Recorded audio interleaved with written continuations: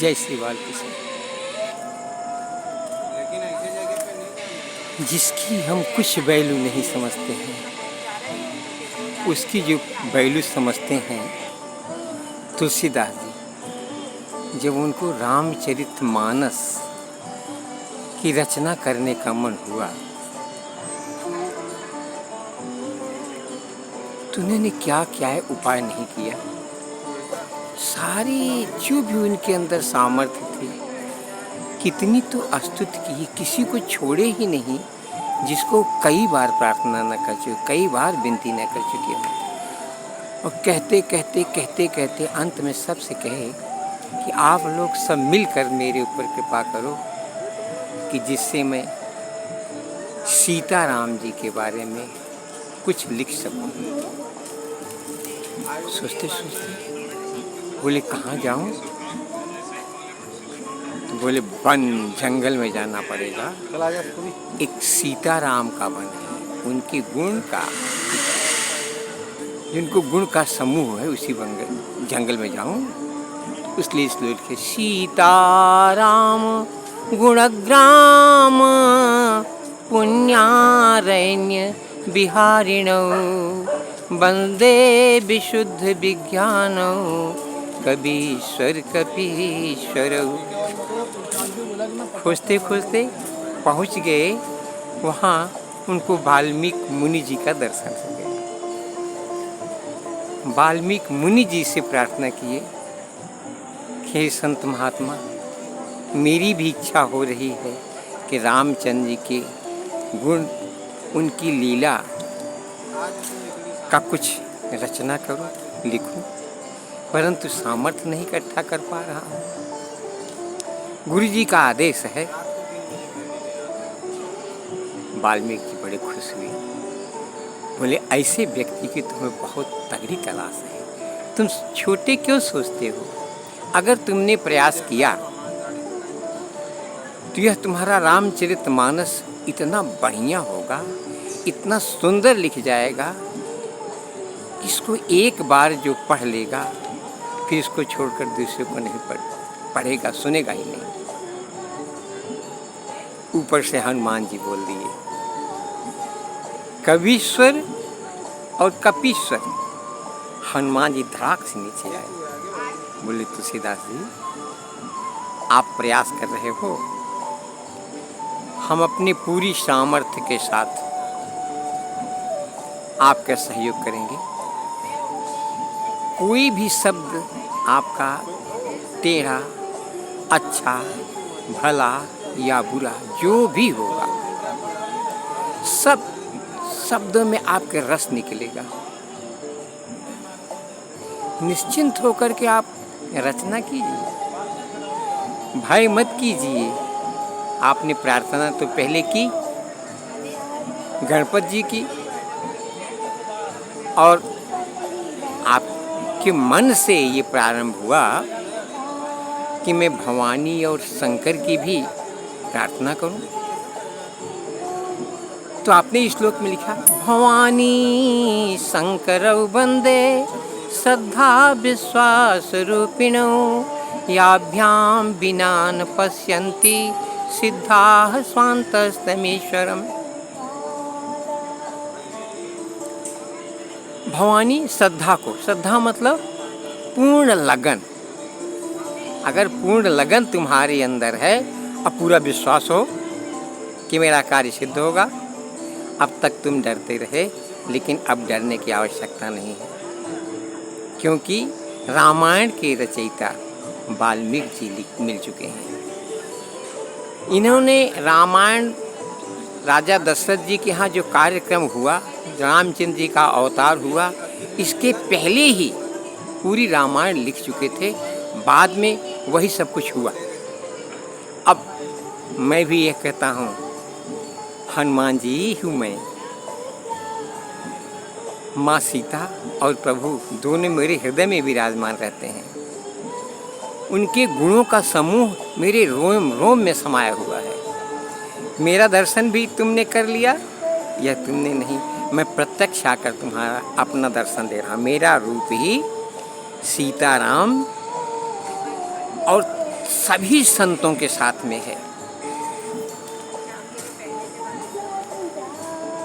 तुम जो भी प्रयास करोगे थोड़ा, उसके मैं बहुत बढ़िया हर जगह उसको विस्तृत करके पहुंचा दूंगा। तुम जितना सोचोगे उससे ज़्यादा पहुंचा दूंगा।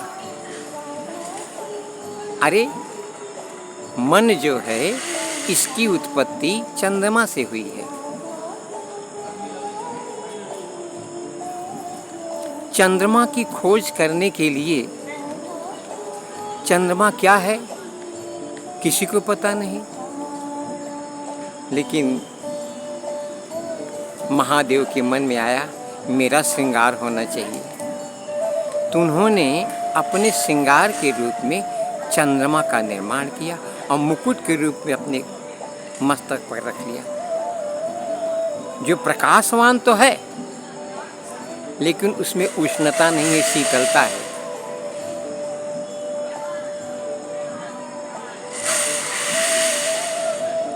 वह शीतलता जैसे ही शिव जी ने अपने सर पर रखा, पूर्ण चंद बनने की तरफ आगे बढ़ सका। उसकी प्रशंसा होने, छोटा सा चंद्रमा जो टेढ़ा था, द्वितीय का चंद्रमा इतना वंदनीय हो गया, इतना वंदनीय हो गया, आज तक कोई किसी की वृद्धि देखकर प्रसन्न नहीं होता। लेकिन सबसे बड़ा समुद्र है, वो चंद्रमा की वृद्धि देखकर प्रसन्न हो गया। ऐसे ही तुम्हारे जो कार्य होंगे, जो सज्जन हैं, जो सबसे बड़े हैं, जिसमें सारी चीज़ें पैदा होती है, समुद्र से ही सारी चीज़ें पैदा हुई हैं। समुद्र मंथन के द्वारा पता चलाएंगे। अभी आप कृष्ण और राम दोनों की तरफ ध्यान है, इसलिए चंद्रमा का रिसर्च इस समय चालू हुआ। भारतीय वैज्ञानिकों ने देखा, वहाँ पहुँच करके देखे, जहाँ अंधेरा दिखाई दे रहा था, हमसे कही गई है, अभी तुमने प्रत्यक्ष नहीं किया, चंद्रमा पर और क्या क्या चीज़ें हैं। पृथ्वी से भी कई गुना हर चीज़ें वहाँ हैं, परंतु वो मिलेंगी किसको? बगैर संत के माध्यम से। वैज्ञानिक संत ही होता है, वो घनघोर तपस्या करता है। घनघोर तपस्या करने के बाद संतों की श्रेणी में आकर के वह सारी चीज़ों को खोजता है। जब मन से किसी चीज़ को खोजना शुरू करोगे तो चक्षु सूर्यो रजायता, तुम्हारे आँखों में सूर्य के जैसे तेज हो जाएगा और सारी चीज़ें जो एकदम गुप्त छुपी हुई हैं सब दिखने लगेगी।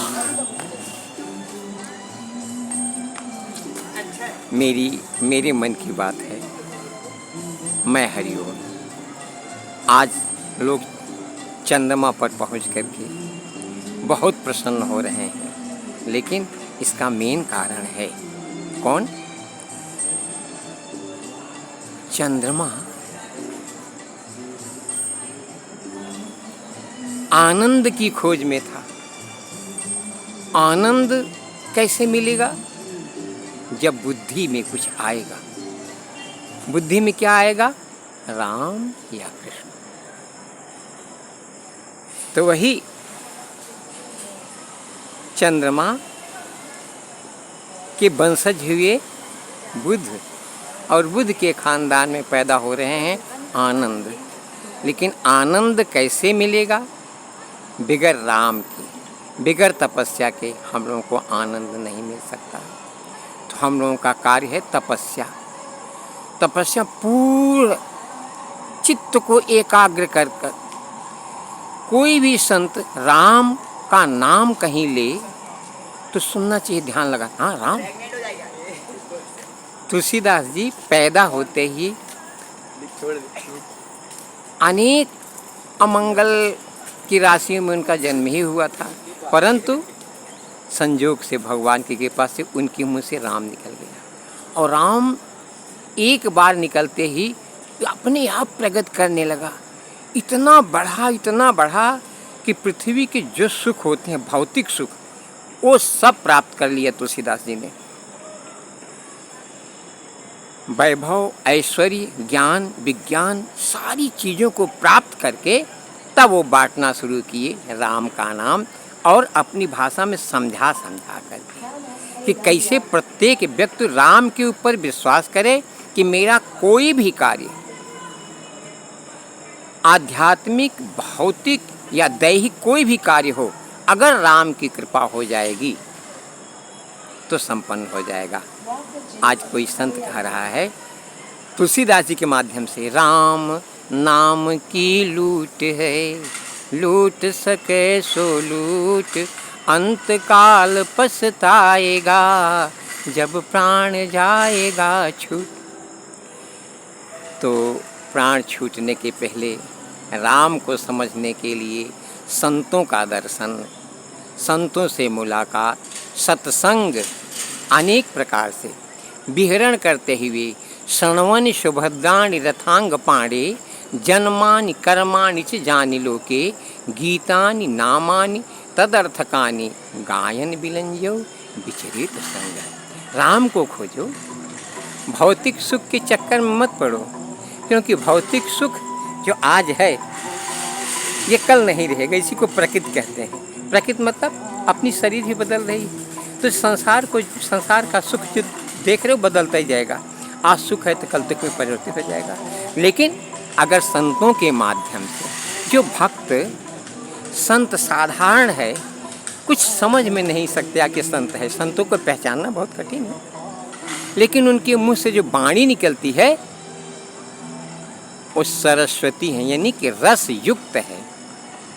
वही वाणी सरस्वती जी, जब रस युक्त वाणी जबान से, उसके सब मुंह से निकलेगी, वाणी से निकलेगी, तो हनुमान जी के माध्यम से वह संतों के पास जाएगी, भक्तों के पास जाएगी, सभी देवताओं के पास जाएगी, और तुम्हारे मान सम्मान के साथ तुम्हारी मनोकामना पूर्ण होगी।